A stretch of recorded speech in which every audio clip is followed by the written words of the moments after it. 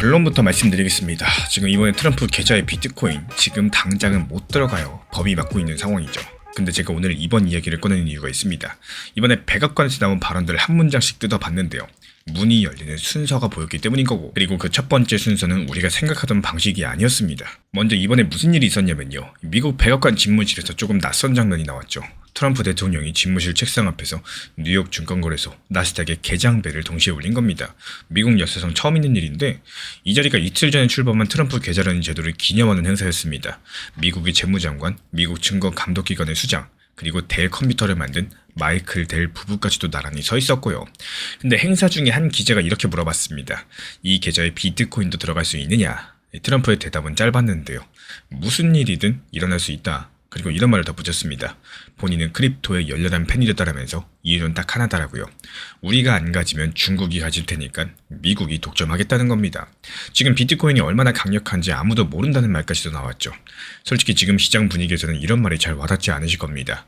비트코인 업비트 기준 9천만 원대까지 떨어져 있는 상황이고요. 고점에서 거의 반토막난 자리에 있는 상황이죠. 가격은 한겨울인데 워싱턴에서는 다른 계절의 공사가 진행되고 있는 셈이겠습니다.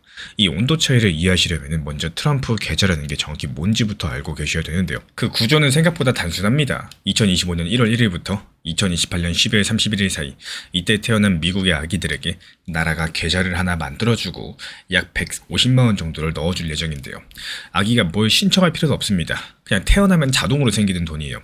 실제로 제도가 시작된 7월 4일 하루에만 50만 명이 넘는 아기들 계좌에 이 돈이 들어갔고요. 여기에 부모나 가족들이 1년에 740만 원까지 더 넣어줄 수 있습니다. 근데 이 계좌에는요, 아주 중요한 조건이 하나 붙는데, 아이가 18살이 될 때까지 돈을 꺼낼 수가 없다는 조건입니다. 그리고 18살이 되면 계좌는 미국식 개인 연금 계좌로 바뀝니다. 한마디로 나라가 만들어주는 18년짜리 자물쇠 통장입니다. 그럼 이 돈은 지금 어디에 투자되고 있을까요? 전부 딱 한 곳이죠. 미국 대표 기업 500개의 주식을 한 방울에 담는 S&P 500 인덱스 펀드. 이 상품 한 가지에만 들어갑니다. 계좌 어플 관리는 로빈후드라는 증권사, 미국에서 가장 오래된 은행 BNI가 맡을 예정이고요. 그래서 여기까지 들어보면 자연스럽게 이런 의문이 생기죠. 주식 펀드 하나만 담기되어 있는 통장에 비트코인이 대체 어떤 방법으로 들어갈 수 있다는 걸까요? 이 질문에 대한 답은 법조문 안에 있습니다. 이 제도를 만든 법에는 계좌를 담을 수 있는 상품의 조건들이 못 박혀 있는데요. 수수료가 0.1%보다 낮은 미국 주식 인덱스 펀드, 이것만 허용될 예정이고, 그리고 더 중요한 대목은요. 미국의 재무부는 이 규칙을 더 엄격하게 조일 수만 있고 넓히는 건 못하게 되어 있다는 점입니다. 그러니까 비트코인을 넣으려면 대통령 서명 한 번으로는 안 되고요. 의회가 법을 새로 바꿔야 된다는 뜻이겠죠.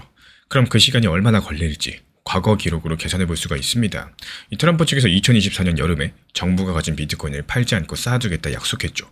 그 약속이 실제 행정명령이 된 거는 이듬해 3월 약 7개월 뒤였습니다. 행정명령 같은 경우는 의회를 거치지 않고 대통령이 직접 내리는 명령인데도 그만큼 걸렸다라는 거고, 더 가까운 사례도 있습니다. 작년 8월달 미국 직장인의 퇴직연금에 비트코인 같은 자산을 담을 수 있게 하라 관련 행정명령이 나왔어요. 근데 담당 부처의 세부 규칙 초안은 올해 3월에서야 나왔었고요. 11개월이 지난 지금도 확정되지 않았습니다. 이 속도로 그대로 대입을 하면은 아기 계좌에 비트코인이 들어가는 거는 아무리 빨라도 2027년 이후라는 계산이 나오죠. 근데 이번 발언을 다시 돌려보면은 정작 트럼프가 힘을 준 단어는 따로 있었습니다. 그 단어는 편입이 아니라 기부였습니다. 비트코인의 질문에 트럼프는 답을 이렇게 이어갔는데요. 크립토 쪽에서도 국민들을 위한 기부 형태로 뭔가가 나올 수 있다라고 본다. 그 사람들이 엄청난 돈을 벌고 있으니까 이 말의 뜻은 같은 행사장에서 서 있던 사람들을 보면 선명해집니다. 마이클 델 부부는 이날 약 9조 2천억 정도를 내놓겠다고 약속을 했고, 지원 대상에서 빠진 2016년부터 2024년 사이 태어난 아이들 최대 2,500만 명에게 한 명당 37만 원씩 넣어주겠다는 겁니다. 스페이스 X의 사장 부부도 나섰어요. 형편이 어려운 지역 아이들부터 11살에서 17살 사이 200만 명 넘는 아이들에게 스페이스 X 주식을 선물하겠다고 했습니다. 그리고 여기에 이런 보도가 나왔는데요. 행정부가 부자들이 값이 오른 주식을 이 계좌에 기부하는 경우 세금을 깎아주는 방안까지도 검토해 왔다는 겁니다. 여기서 기부라는 단어가 즉흥적으로 나온 게 아니라 제도 차원에서 준비가 되고 있다는 얘기겠죠. 그리고 이 그림 위에 트럼프의 발언을 올려놓으면 이렇게 읽힙니다. 델 측에서 컴퓨터로 번 돈을 냈고 스페이스X가 로켓으로 번 주식을 냈으니 다음 차례는 크립토로 돈 번 사람들이다.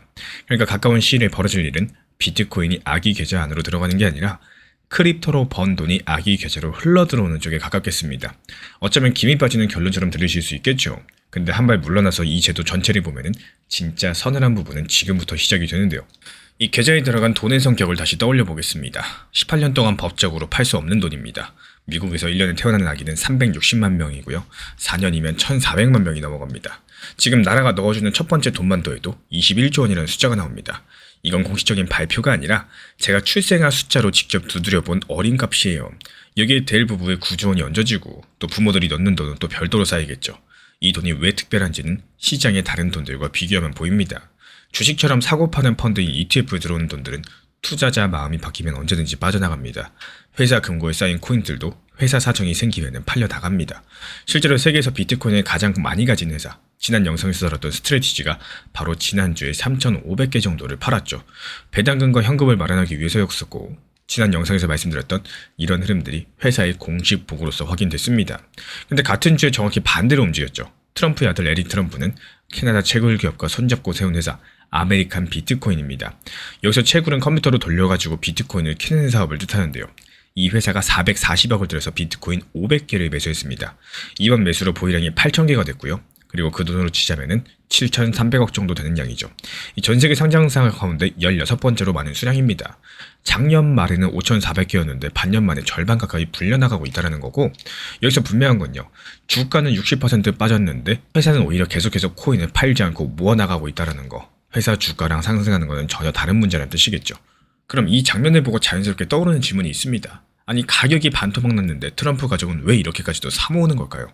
지금 숫자를 보면 그 이유의 절반 정도는 짐작이 됩니다. 최근 공개된 재산 신고에서 트럼프 가족이 작년 한 해 크립토 사업으로 벌어들인 돈은 1조 5천억이 넘는 것으로 나타났는데요. 미국 경제지 포브스는 대통령 개인이 가진 비트코인 관련 자산만 7,400억으로 수정을 했고, 이 숫자를 놓고 미국 안에서도 해석이 갈립니다. 한쪽에선 대통령이 가족 재산에 유리한 정책 편다면서 이해충돌이라고 비판했고요. 다른 한쪽은 오히려 정반대로 읽습니다. 가족 재산이 이만큼 걸려 있으니까 크립토의 불리한 쪽으로 정책이 돌아갈 가능성은 오히려 낮아졌다는 겁니다. 어느 쪽으로 읽을지는 우리 구독자분들이 판단하시면 되는 건데, 다만 이런 해석들과는 별개로 부인하기 어려운 흐름이 하나 있는데요. 재작년 ETF 승인되면서 증권 계좌로 비트코인 사는 길이 열렸죠. 작년 당시 미국 정부가 압수한 비트코인을 팔지 않고 국가 자산으로 쌓기 시작을 했고, 지금은 직장인 퇴직연금에 담는 규칙이 만들어지는 중입니다. 그리고 이번에 갓 태어난 아기의 계좌가 후보 명단에 이름을 올렸죠. 하나씩 떼어봤을 때는요, 각각의 뉴스인데 이어 붙여보면요, 방향성이 한 개로 모인다는 사실들. 비트코인이 내가 골라서 사는 자산에서 시스템이 알아서 담아주는 자산 쪽으로 계단을 오르고 있다는 겁니다. 그리고 그 계단의 끝에 있는 아기 계좌는 18년 동안 팔 수 없는 돈이라는 점에서 지금까지 어디에도 없었던 종류의 그릇이고요. 그럼 이제 마지막 질문이 남죠. 이번 이야기는 앞으로 어떤 순서로 흘러가게 될까요? 제가 바라보는 흐름들은요. 먼저 크립토 업계 부자들의 기부 발표가 나올 거고요. 비트코인을 계좌에 직접 담는 논의들 2027년 이후 의회 숙제로 넘어가는 순서가 예상이 됩니다. 이렇게 판단하는 근거는 총 3가지예요. 먼저 법조문이 재무부의 확대 권한을 막고 있기 때문에 지름길 자체가 없겠죠. 그리고 약속이 행정명령이 되기까지는 7개월 정도, 행정명령이 규칙 초안이 되기까지보다 더 오래 걸렸던 과거의 속도가 있습니다.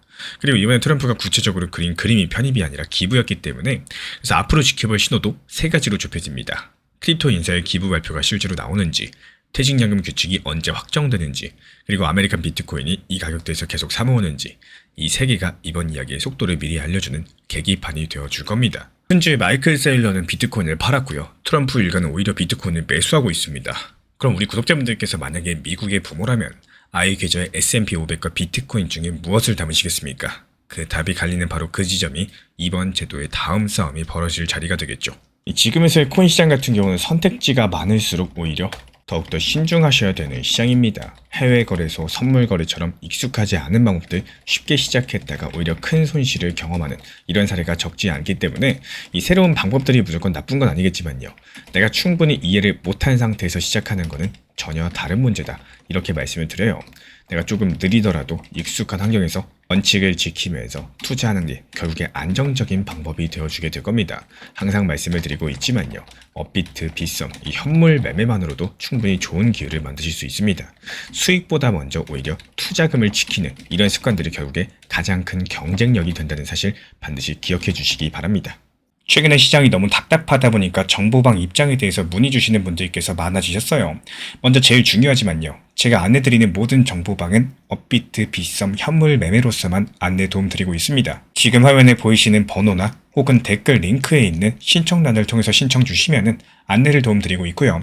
이 세 가지 방 중에 필요로 하신 방을 체크해서 신청 주시면은 필요로 하신 방에 맞춰가지고 입장 안내 드리고 있습니다. 먼저 리플 전용방 같은 경우에 리플에 대한 중요 이슈, 그리고 리플에 대한 단기 저점과 단기 고점, 중장기적으로 보는 중요 타점 같은 핵심 내용에 대해서 안내드리고 있기 때문에 영상 시청해주시는 우리 구독자분들께서 리플이라는 코인이 장기적으로 좋다라는 건 알고는 있지만 현재 같은 시장에서는 많은 답답함을 느끼시는 분들께서 정말로 많이 계실 거라고 생각을 합니다.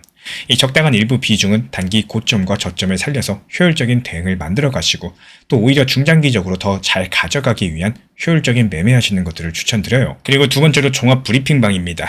장기적으로 보기에 좋은 코인들과 현재 시장 흐름에 대한 중요 시장 이슈들, 브리핑 내용이나 리플에 대한 방향성, 락업 해제 일정과 여기에 따른 움직임들에 대해서 안내드리는 종합적인 방이다. 이렇게 생각해 주시면 되겠습니다. 그리고 마지막으로 단기 종합방 같은 경우는 말 그대로 단기 종목들에 대한 타점을 안내드리고 있는 방입니다. 이 단기 종목은 말 그대로 단기 종목답게 접근을 하셔야 되는데 욕심으로 인해서 타점을 너무 높게 잡아가지고 수익 실현을 못하거나 아니면 눈치 보기 매매를 하다가 이렇게 수익 실현의 기회를 놓치셨던 기억이 있으신 분들 지금 시장에서 정말 많은 상황인데요. 항상 비중 조절이 중요하고요.